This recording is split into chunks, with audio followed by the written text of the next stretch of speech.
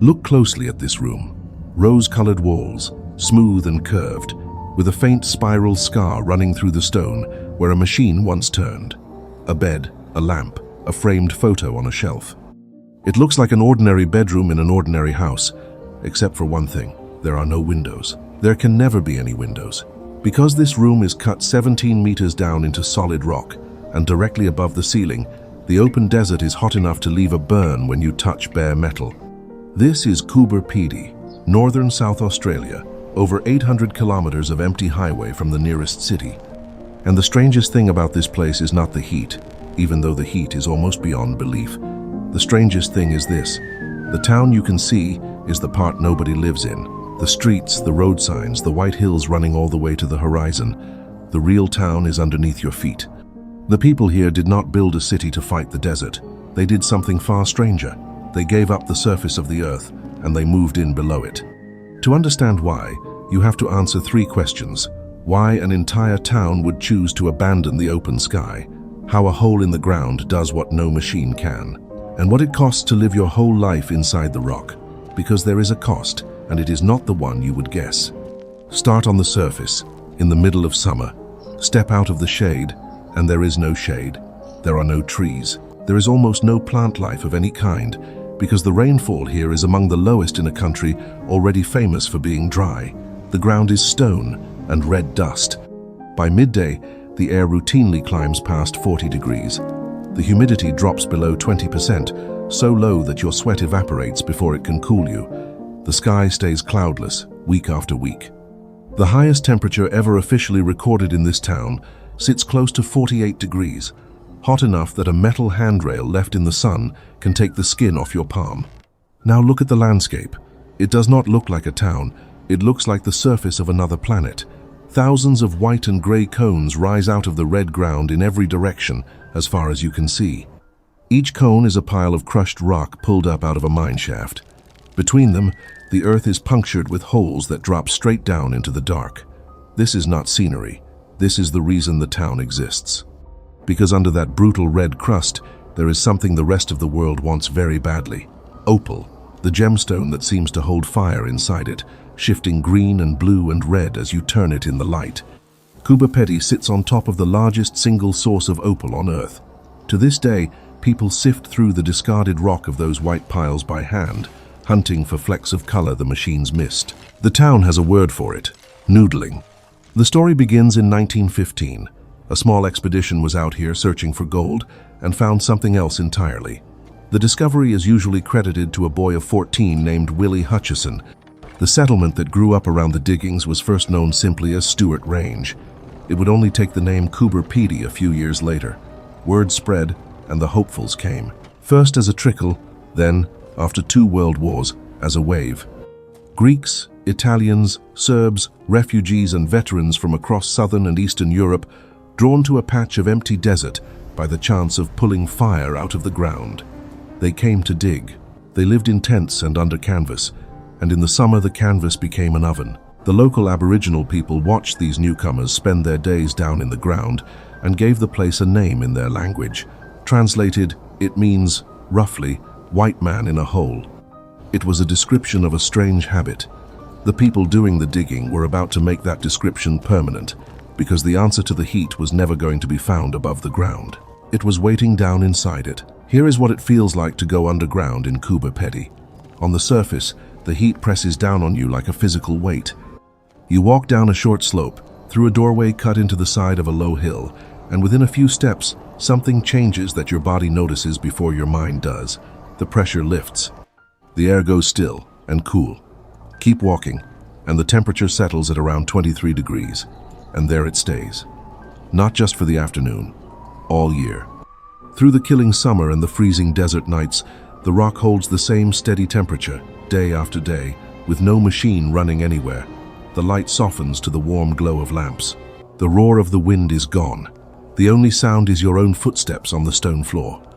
And if a hole in the ground sounds to you like a hard, bare, joyless way to live, stay with me. Because some of these people did not stop at carving out bedrooms. They carved out a cathedral. Subscribe to Impossible Lands, and I will take you down into it. The reason the cool holds is the rock itself. Stone is slow. The fierce heat of the surface takes a very long time to work its way down through meters of sandstone, and by the time it would arrive, the night has already pulled it back out again. A few meters down, the violent swing between scorching day and freezing night simply flattens into one mild, constant number. The desert does the cooling for free. No power bill, no compressor, no noise. These homes are called dugouts, and they are not crude. A standard dugout has 3 bedrooms, a kitchen, a living room, a bathroom, and carving one out of the hillside costs about the same as building an ordinary house up on the surface. The difference is that the surface house then needs air conditioning running for months just to survive, and the dugout needs nothing at all. Some of these underground homes are enormous. The largest spread to 450 square meters, with vaulted ceilings, with libraries, even with swimming pools, all sealed inside the stone. And because the soft rock is so easy to carve, people simply dig more when they want more. Need another bedroom? Cut it. Residents have been known to find small opals in the walls while extending a room, paying for the renovation with the renovation itself. From the inside, you would never know the season. No drafts, no damp, no swing between a January afternoon and a July night. Just the same quiet, even air, always. So, who first thought to live this way? The answer is one of the strangest details in the whole story. It is widely believed that the idea came from soldiers returning from the First World War. Men who had survived the trenches of the Western Front, where armies lived underground for years, sheltering from artillery in deep dugouts cut into the earth. They came home, they came out here to mine opal, and they recognized at once what the cool, stable ground could do. The technique that had kept men alive under shellfire became, on the other side of the world, the technique that kept a town alive under the sun. Stop and sit with that for a second. The most sensible, most comfortable, most efficient way to live in one of the hottest inhabited places in Australia is not some new invention. It is a hole in the ground, and the blueprint came out of a war. Everything you instinctively assume about living underground, that it must be dark, primitive, a last resort for people with no better option, is exactly backwards here. Going down is not the desperate choice, it is the clever one. A whole society had to move down with the families. So it did. Below the surface of Coober Pedy there are shops, there are art galleries. There is a hotel built into the rock where guests sleep in cool, silent rooms with the desert sealed out completely. There is a bookshop, there are bars, and there are churches, several of them, each one dug out of the same sandstone. The most extraordinary is a Serbian Orthodox church, built in the early 1990s by Serbian opal miners. It is carved between 3 and 17 meters below the ground, and it is not small. The main hall runs 30 meters long. The walls are covered in figures of saints, not painted on, but cut directly into the rock as carvings. The screen in front of the altar is made of glass. A single window of stained glass is set into the ceiling, so that on a bright day, colored light falls down through the desert floor onto a congregation seated inside the stone. There is a community hall, a parish house, and a religious school, all of it underground. On the surface above, it is over 40 degrees, and there is nothing but red dust and white cones. Inside it is cool and quiet, and it looks like a chapel that took centuries to build, except it was dug by hand, by miners, in a few short years. And then there is the golf. Coober Pedy has a golf course with no grass on it, not a single blade, because almost nothing will grow here. Players carry a small square of artificial turf with them and set it down to tee off from each hole. Most rounds are played at night, with glowing balls, because the daytime sun is simply too dangerous to walk around in for hours.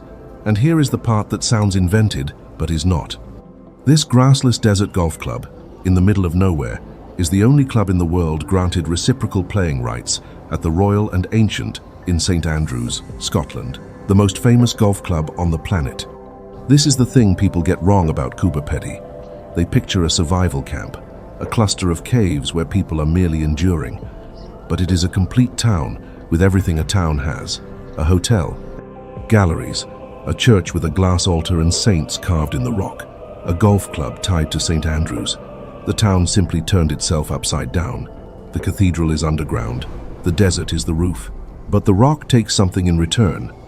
Go back up to the surface, out into that field of white cones, and walk among them, and you understand the real danger of this place. It is not only the heat, it is the ground itself. The plain around Coober Pedy is riddled with mine shafts. Narrow vertical holes, many of them old, many of them unmarked, dropping straight down into blackness. There are thousands of them.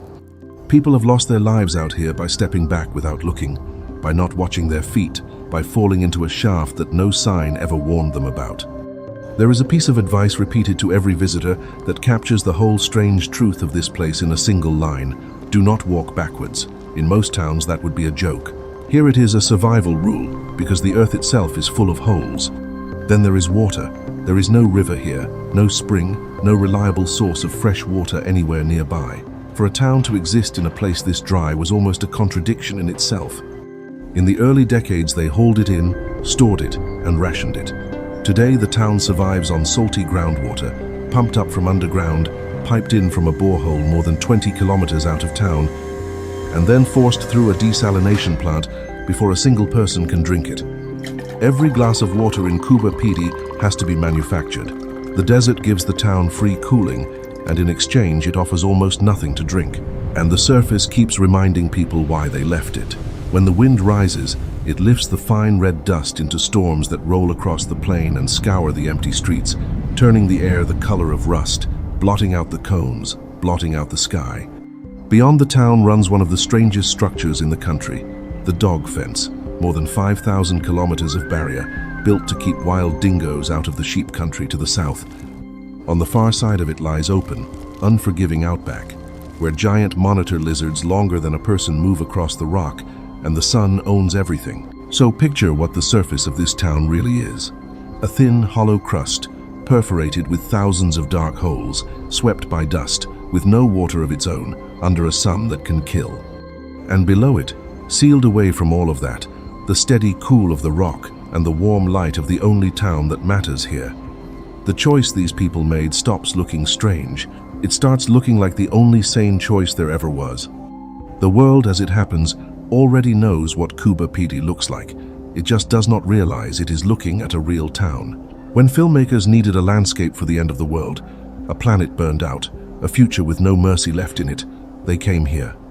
The dust and the cones and the empty red plain became the wasteland of Mad Max Beyond Thunderdome. They became an alien world in the science fiction film Pitch Black, which left a spaceship prop behind in the town, where it still sits beside the road. They became the dead surface of another planet in Red Planet. The same desert played the backdrop for the road trip in Priscilla, Queen of the Desert. Again and again, when someone wanted to show an audience a place where the earth had finally given up on people, they pointed a camera at Coober Pedy, and every single time they were only filming the roof. Because the place they framed as the end of the world is not dying. It is one of the most quietly adapted human settlements on Earth. Fewer than 2,000 people, drawn from more than 45 different nations, who looked at a piece of ground where the surface tries to kill you, and instead of leaving, instead of fighting it with machines, they walked down out of the heat and built a full life in the cool and the dark.